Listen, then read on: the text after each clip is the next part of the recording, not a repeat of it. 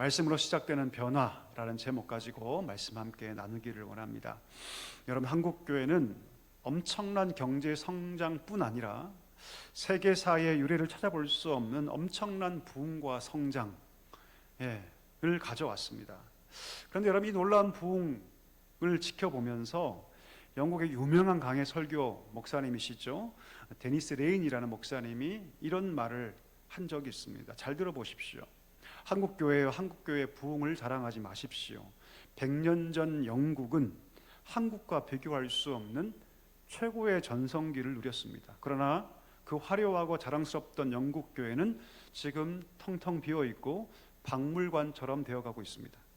50년 후에 한국이 영국과 같이 되지 않는다는 보장이 있습니까? 자, 그러면서 뭐라고 얘기하냐면, 한국교회는 오늘의 성장을 자랑할 것이 아니라 겸손하게 내일을 준비해야 한다. 그렇게 충고를 해주셨습니다. 한국교회가 벌써 그 길을 걷고 있는 것은 아닌가. 자, 그럼 여러분, 한국교회가 서구의 교회처럼 텅텅 비어 박물관과 같이 되지 않게 하기 위해서 우리가 어떻게 해야 할까요? 어떻게 해야 할까요, 여러분? 물론 여러분, 한 가지로 모든 것을 다 해결할 수는 없습니다. 다양한 측면에서 미래를 준비해야 하겠죠. 그런데 가장 중요한 건 뭡니까? 한국교회 성도가 말씀 위에 바로 서야 한다는 것입니다. 이게 가장 중요합니다. 말씀 위에 그 삶이 서야 한다. 이 한 인물을 소개합니다. 한번 띄워주시죠. 이 사람의 얼굴을 혹시 아십니까? 누구냐면 마틴 루터입니다. 마틴 루터. 종교개혁자죠. 마틴 루터는 여러분 22살의 나이에 수도사가 됩니다. 수도원에 들어가죠. 그런데 그가 수도사가 되었음에도 불구하고 그 마음 한구석에 무거운 짐처럼 떨쳐버리지 못한 깊은 고민이 있었는데, 그것이 무엇이냐면 죄와 구원의 문제였어요. 죄와 구원의 문제. 그는 늘 구원의 확신을 갖지 못한 채 어떻게 하면 내가 구원받을 수 있을까? 내가 어떻게 하면 이 무서운 죄에서 벗어날 수 있을까? 이 죄의 공포에 대해서 그는 늘 고민하고, 어떻게 하면 내가 하나님으로부터 구원을 받을 수 있을까? 늘 고민하며 살았습니다. 내려주시고요.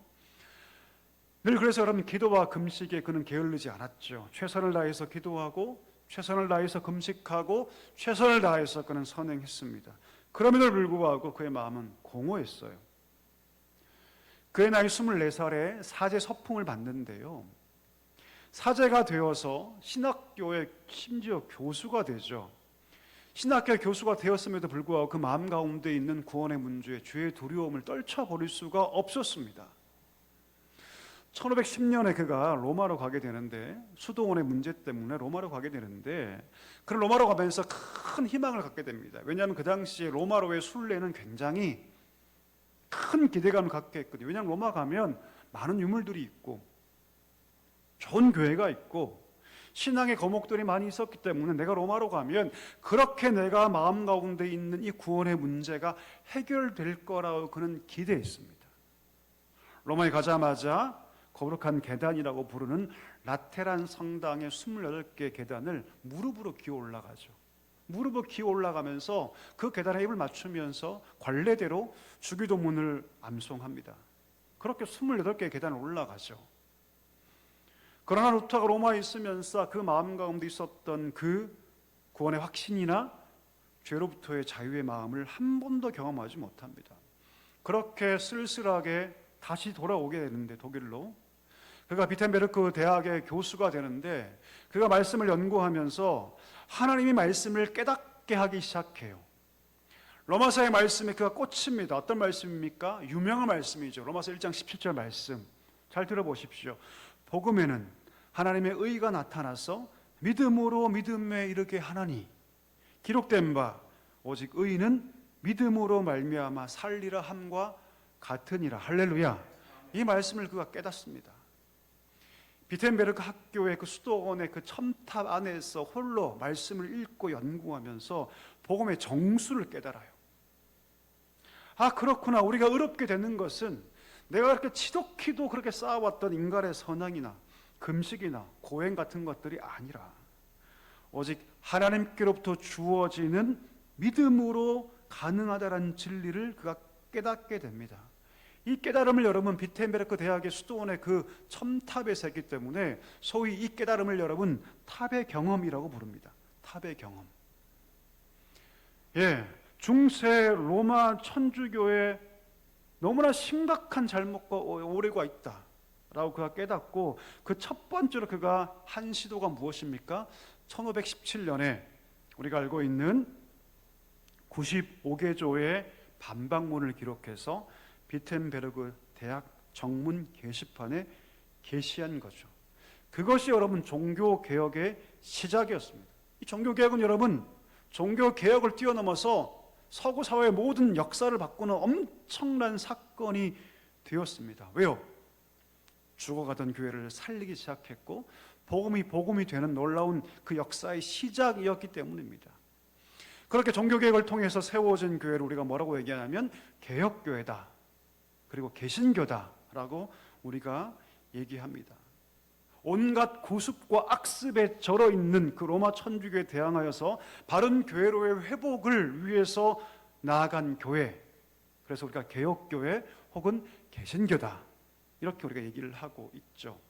자, 그러면 여러분 그렇게 개혁된 교회는 그 자체로 완성형입니까? 아니요, 그렇지 않습니다. 그런 말이 있습니다. 개혁된 교회는 계속해서 개혁되어야 한다. 한번 따라해 주시겠습니까? 개혁된 교회는 끊임없이 개혁되어야 한다. 이 무슨 말일까요, 여러분? 교회는 세상 속에 있어요. 세상 속에 있기 때문에 우리가 의도하지 않아도 세상의 문화와 가치관이 인간을 타고 사람을 타고 교회로 들어오기 때문입니다. 개혁되어 있지만 그 개혁된 교회는 언제나 자신을 살펴서 하나님이 원하신 모습을 향하여 나아가야 한다. 그래서 여러분, 개혁된 교회는 끊임없이 또한 개혁되어야 한다는 것이죠. 자, 그러면 여러분 그 기준이 뭘까요? 어떤 기준으로 우리 교회는 개혁되어야 할까요? 바로 하나님 말씀입니다. 할렐루야. 하나님 말씀이에요. 하나님 말씀에 비추어서 하나님과 어긋난 것들, 떨어진 것들, 생명력을 상실한 것들, 비뚤어진 것들을 교회가 판단하고 또다시 개혁해야 한다는 것이죠. 오늘 말씀 한번 보기를 원합니다. 오늘 말씀은 여러분 에스라의 종교개혁에 대한 말씀입니다. 에스라가 누굽니까? 에스라는 여러분 이스라엘 백성들이 바빌론의 포로로 끌려가서 그 포로지에서 태어난 사람이에요. 포로지에서 태어난 사람입니다. 본국이 아니에요. 바벨론에서 태어난 사람입니다. 불행하게 태어난 사람이죠. 그럼에도 불구하고 여러분 에스라는요 말씀에 대해서 열심히 있는 사람이었습니다. 에스라 7장 12절에 보니까 어떻게 묘사하고 있냐면 이렇게 기록하고 있는데요.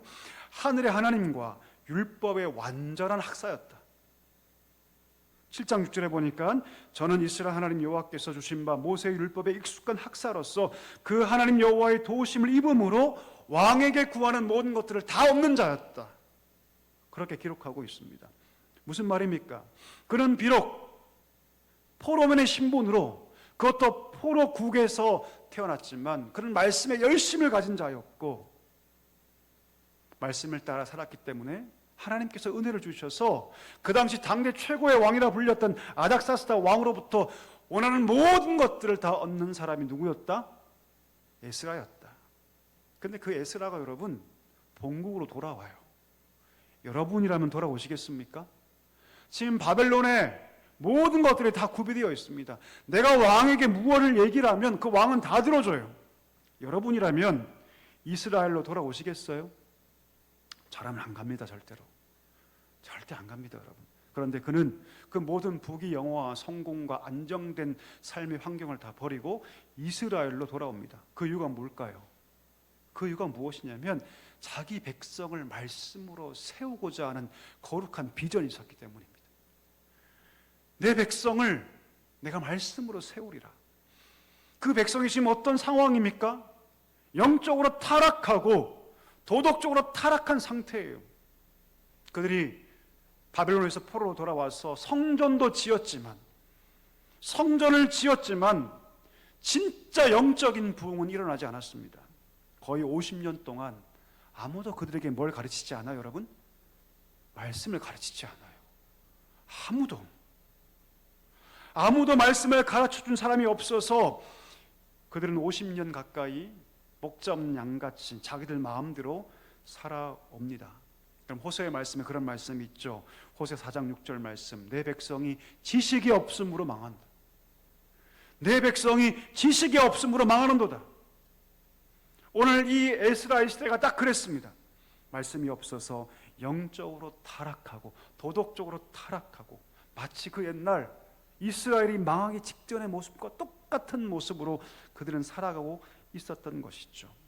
그 상황을 그 멀리서 아파하며 비록 자신은 왕에게 구하는 모든 것들을 다 얻을 정도의 부귀와 영화와 성공을 그 누리고 있지만 그 백성을 바라보며 가슴 아파하며 내가 돌아가서 저들에게 내 말씀을 율법을 가르쳐 하나님께 돌아오리라.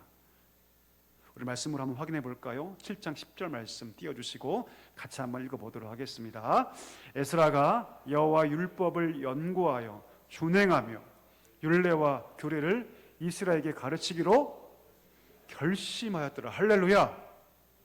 안락한 삶을 다 뒤로하고 그 불모지, 영적인 불모지, 그 이스라엘 땅으로 돌아온 이유가 바로 여기에 있었습니다. 내가 그 땅의 백성을 하나님의 말씀으로 가르치리라. 어떻게 되었을까요, 여러분? 어떻게 되었을까요? 그 땅에 돌아가서 그들이 말씀을 들을 때 그들이 조금씩 바뀌기 시작합니다. 변화되기 시작합니다.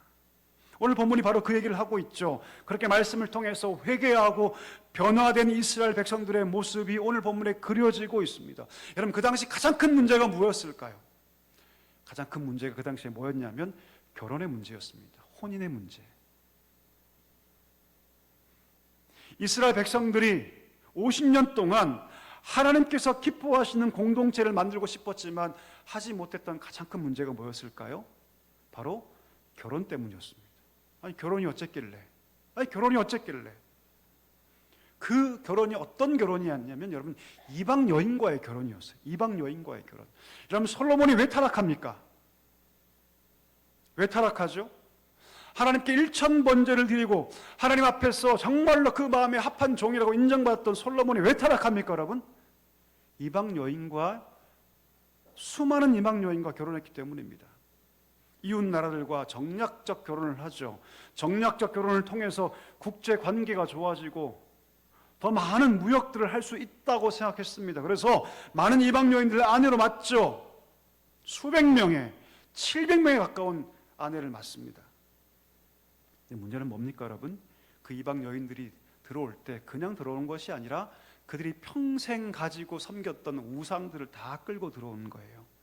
그래서 그 나라는 뿐만 아니라 솔로몬의 마음까지 그 우상을 숭배하는 마음으로 흔들어 버렸던 것이죠. 그래서 하나님께서는 뭘 금하십니까? 이방 여인과의 결혼을 철저하게 금하신 것입니다. 그런데 에스라 시대에 여러분, 이방 여인과 결혼하는 것이 자연스러운 일이 되어 버렸습니다.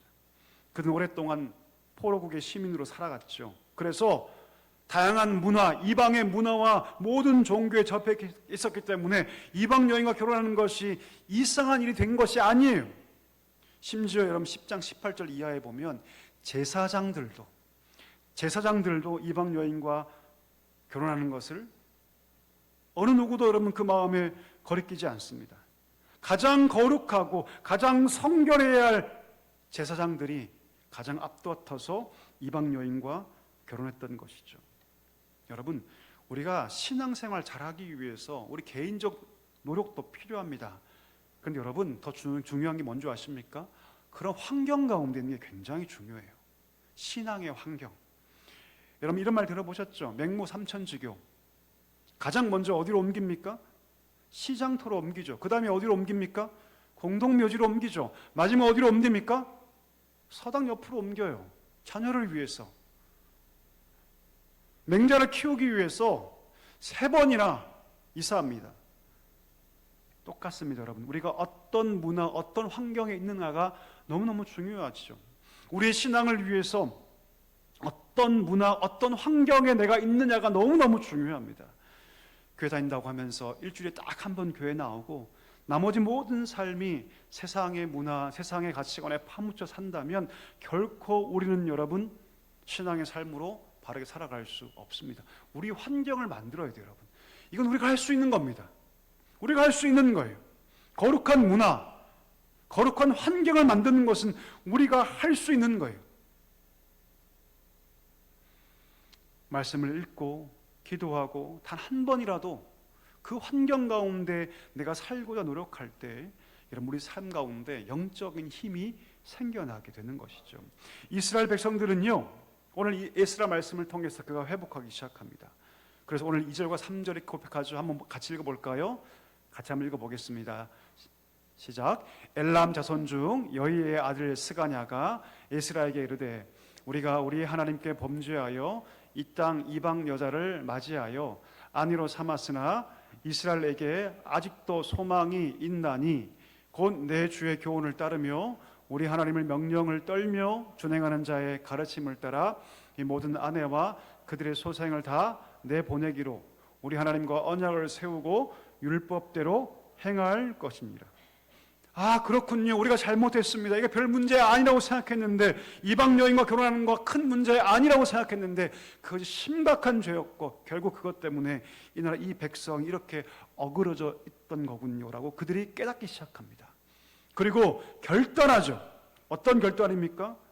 내 이방 여인 아내들을 다 어떻게 하겠습니까? 내보내겠습니다. 이거 여러분 쉬운 결정이었을까요? 결코 쉬운 결정 아닙니다, 여러분. 아내이지 않습니까? 자녀이지 않습니까, 여러분? 근데 그들은 결단합니다. 내가 지금 결단하지 않으면, 내가 내 살을 깎는 결단을 하지 않으면 결코 이 나라 민족은 회복되지 않을 것이다. 내 개인의 문제를 뛰어넘어서 이 민족의 문제이고 이 국가의 문제이니 내가 하나님 앞에서 그 말씀에 순종하겠습니다. 이런 말씀 듣는 거 굉장히 중요하죠. 그러나 더 중요한 건 무엇입니까? 하나라도 순종하는 것입니다. 실천하는 거예요. 말씀을 들을 때 그 은혜로 받는 거 너무너무 중요하지만 그러나 그 말씀을 통해서 은혜를 받았다면 그럼 삶의 현장에서 뭐 해야 합니까? 순종해야 합니다. 하나라도 순종해야 합니다. 그럴 때 여러분 삶은 개혁되기 시작합니다. 개혁은 여러분 말씀에서 시작되지만 무엇을 통해서 가속화됩니까? 말씀에 따라 순종할 때 우리가 비로소 우리 삶 가운데 변화와 개혁은 시작되는 줄 믿습니다. 여러분 오늘 본문에 보니까 에스라가 가장 먼저 하나님께 회개해요. 에스라가 가장 먼저 하나님 전에 엎드려 울고 기도합니다. 우리 한번 생각해 볼까요? 에스라가 죄가 있습니까? 없습니까? 없어요, 여러분. 에스라가 무슨 죄가 있습니까? 그러나 에스라가 가장 먼저 울고 하나님께 기도하기 시작합니다. 원래 백성의 잘못이고 백성의 죄이죠. 백성들이 하나님의 말씀을 버렸고 백성들이 하나님의 말씀에 무지했습니다. 그런데 에스라가 가장 먼저 울고 기도하기 시작합니다. 왜 그렇습니까? 백성들에게 회개하라고 말하기 전에 내가 먼저 회개한 것이 맞기 때문입니다. 백성들에게 회개하라고 말하기 전에 내가 먼저 회개한 것이 맞기 때문입니다. 이것이 바른 믿음이기 때문이죠. 여러분 우리가 누군가의 잘못을 보면 우리는 항상 그 사람을 비난합니다. 그 사람 왜 그런지 모르겠다고, 왜 저런가 모르겠다고 비판하며 손가락질을 하죠. 그러나 여러분 신앙인은 달라야 합니다.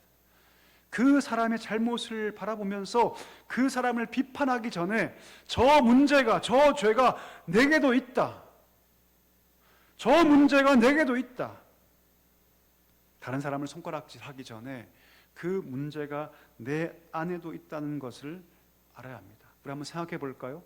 내가 지금 비난하고 있는 저 모습이 내게는 1%도 없을까요? 아니요, 그렇지 않습니다. 여러분 자녀들을 늘 혼내시죠? 그렇죠? 그러면 그 자녀의 모습이 내게 없을까, 여러분? 있습니까, 없습니까? 없으신 분들은 대단한 분들이에요, 여러분. 저만 보더라도 아이게 혼낼 때 그 모습이 똑같이 저한테 있어요. 말하지 않을 뿐, 부모의 권위를 억누를 뿐, 똑같이 있습니다. 없다고 부인할 수 없어요, 여러분. 그러니 누군가의 허물을 말하기에 앞서서 오늘 에스라가 성전 앞에서 가장 먼저 엎드려 기도하며 울었듯이 자신을 비출 수 있어야 합니다. 이것이 신앙입니다. 하나님 앞에서 나 또한 그런 죄를 품고 있다는 것을 먼저 고백하고 먼저 무릎 꿇을 때 비로소 개혁과 변화는 번져가기 시작하는 것이죠. 여러분, 우리 신앙은요, 말씀 신앙입니다. 종교개혁자들이 뭘 외쳤습니까? 말씀으로 돌아가자. 백투 바이블. 솔라 스크립투라. 오직 말씀이다. 오직 성경이다. 성경이 없는 신앙은 미신이고, 성경이 없는 교회는 거짓을 가르치고, 성경이 없는, 말씀이 없는 모든 것은 헛된 것이라고 말했던 것이죠. 심지어 수백 년을 품고 왔던 전통이라 할지라도 그 전통 속에 말씀이 없으면 과감히 버릴 수 있어야 한다. 제가 어떤 교회는 여러분 목사님 새로 부임하셨어요. 그리고 부임 첫 설교를 합니다. 근데 첫 설교를 시작하자마자 막 온 성도가 막 웅성웅성 되는 거예요. 왜 그랬을까요? 그 교회는 여러분 강당 올라올 때 무조건 신발을 벗어야 돼요. 근데 그 목사님이 강당 올라오면서 신발을 안 벗은 거예요. 설교는 30분 동안 성도들이 막 계속 웅성 됩니다. 뭐만 본 거예요, 여러분? 신발만 보고 있는 거예요, 신발만. 어떤 교회는 여러분, 어떤 목사님이 새로 부임했습니다. 부임해서 교회 내부당 청소를 깨끗하게 하고 피아노를 여기 있었는데 일로 옮겼어요. 근데 난리가 난 거예요. 왜요? 피아노 원래 여기 있었는데 일로 옮겼다고. 그 난리를 주고 난 사람이 누군지 아십니까? 그 피아노를 헌물했던 권사님. 내가 볼 때는 내가 드리는 한 피아노가 저기 있어야 되는데 세상에 새로운 목사가 와가지고 내가 그렇게 아꼈던 피아노를 일로 옮겼네? 난리를 치기 시작한 거예요. 여러분, 헛구면 얘기 같죠? 진짜 그렇습니다, 여러분. 진짜 그래요. 제가 추영교회 있을 때 처음 부임하니까 제가 박수를 막 쳤거든요. 금요 집회 때. 어떤 목사님이 저한테 이렇게 오더니, 목사님, 박수 치면요 쫓겨나요. 박수 치지 마세요. 큰일 납니다. 제가 깜짝 놀랐어요. 왜요? 수영교회는 원래 박수 안 칩니다. 여러분, 성경이 있습니까? 없습니까? 피아노 꼭 여기 있어야 됩니까? 꼭 신발 벗고 올라와야 됩니까? 그거 중요한 거 아니잖아요. 성경에 분명하게 말씀한 것, 꼭 그래야만 하는 것 아니고서는 괜찮습니다. 그것에 목숨 걸지 말아야 합니다. 중요한 것은 무엇입니까? 말씀이에요. 정작 말씀의 중심을 다 잊어버리고서 스스로 세운 모든 전통과 율법에 스스로를 억제이고 결국 서로 비난하며 교회를 부패하게 만드는 일을 하고 있는 것이죠. 여러분, 우리가 아무리 오랫동안 붙잡고 있는 전통이라 할지라도 그 속에 말씀의 정신이 없고 그 속에 복음의 가치가 없으면 과감하게 버려야 합니다. 아멘이십니까? 노멘이십니까, 여러분? 아멘이에요, 여러분. 그게 개혁입니다. 그게 개혁교회 전통이에요. 그게 개신교입니다. 개혁교회는 여러분, 말씀 외에는 그 모든 것들을 다 가치 없는 것으로 여깁니다. 말씀의 정신이 더 중요하기 때문입니다. 교회가 살려면 말씀이 살아야 합니다. 말씀의 권위가 살아야 합니다. 여러분이 살려면 말씀이 살아야 합니다. 이것을 기억해야 합니다. 우리 자녀가 살려면 말씀이 살아야 합니다. 다른 건 없습니다, 여러분. 주일날 와서 따박따박 출근 도장 찍고 주일날 교회 떠나는 거, 그걸로 결코 살아갈 수 없습니다. 할 수가 없어요, 여러분. 우리가 사는 것은 하나밖에 없습니다. 말씀 위에 우리 삶이 세워지는 것. 그렇지 않고서는 다 사상누각입니다. 사상누각이 뭡니까? 모래 위에 세워진 집입니다. 사상누각. 말씀이 없으면 아무리 고상한 행위를 하고 내가 수십 년 동안 교회를 다니고 내가 심지어 모태신앙이라 할지라도 그것은 사상누각입니다. 사상누각. 폭풍 치고 바람 불고 태풍 불어오면 여지없이 다 무너집니다. 그 전까진 모르죠. 잘 세워진 집처럼 느껴지죠. 그러나 바람이 불고 풍수가 나고 태풍이 불면 그 집은 여지없이 다 무너집니다. 인생의 파도는 여러분 기회가 있어요. 그러나 하나님께서 우리를 심판하시는 그 엄중한 파도 앞에 그때는 어떻게 할까요? 그때는 기회가 없습니다, 여러분. 기회가 없어요. 그러니 우리는 말씀 위에 세워져야 하는 줄 믿습니다. 말씀을 정리하며 말씀 위에 세워지기를 간절히 소망합니다. 말씀이 세워질 때 우리의 신앙은 진짜 빛이 됩니다. 소금이 됩니다. 말씀이 세워질 때 우리 안에 생명력이 나타나기 시작합니다. 바라기는 저와 여러분이, 우리 교회가 말씀 위에 든든하게 세워지는 교회가 되기를, 성도가 되기를 주의 이름으로 간절히 축원합니다.